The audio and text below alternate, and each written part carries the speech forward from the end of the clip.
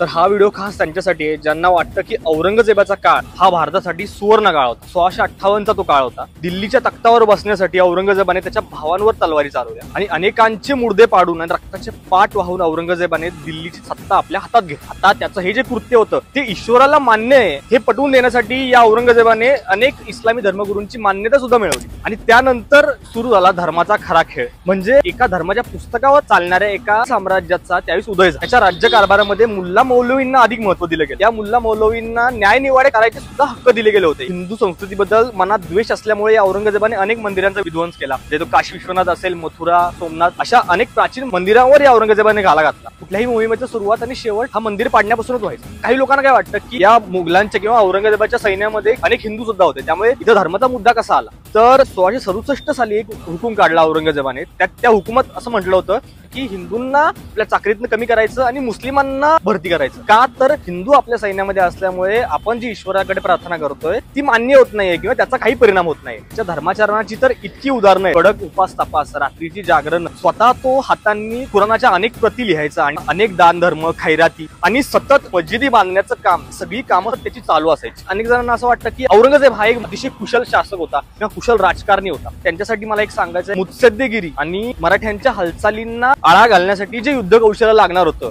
अजिबात त्या औरंगजेबाकडे नव्हतं। दख्खनची मोहीम सलग 25 वर्ष त्याने स्वतः हातात घेतली आणि 80 वर्षाचा हा जो म्हातारा होता तो दऱ्या खोऱ्यांमध्ये वनवन भटकत होता। अनेक सरदार त्याला सल्ला देत होते पण कुणाचाही सल्ला तो ऐकत नव्हता। अनेक सरदार आणि सैनिकांना औरंगजेबाच्या अनेक मोहिमांचा कंटाळा आला होता। त्याच्या राज्यकारभारामध्ये भ्रष्टाचार तर इतका वाढला होता की त्याचा थेट परिणाम मुघलांच्या अर्थव्यवस्थेवर होत होता। आपले सैनिक किंवा आपले सरदार आपल्याला सोडून जातील या भीतीने औरंगजेब त्या सरदारांकडे लक्ष देत नव्हता, या भ्रष्टाचाराकडे लक्ष देत नव्हता। अमाप संपत्ती आणि अमाप दारुगोळा घेऊन आणि लाखोंचं सैन्य घेऊन औरंगजेब उतरला। शिवाजी राजे, त्यानंतर संभाजी राजे आणि त्यानंतर राजाराम राजे जिंजीमध्ये गेले आणि जिंजीमध्ये गेल्यामुळे मुघलांचं सैन्य विखरू लागलं। मुघल दक्षिणेतले मराठ्यांचे एक एक किल्ले ताब्यात घेत होते। एक काळ तर असा आला की मराठी मुघलांकडून पैसे घ्यायचे आणि त्यांचा किल्ला द्यायचा, पण 6 महिन्यांनी मराठी पुन्हा तो किल्ला परत ताब्यात घ्यायचा। संताजी घोरपडे, धनाजी जाधव, प्रल्हाद निराजीरावजी किंवा रामचंद्र पंत अमात्य यांसारखी जी खुद्द शिवछत्रपतींच्या तालमीत वाढलेली जी मंडळी होती, या मंडळींनी महाराजांनंतर औरंगजेबाला जेरीस आणलं। यामध्येच औरंगजेब एक शासक म्हणून किती कमी पडला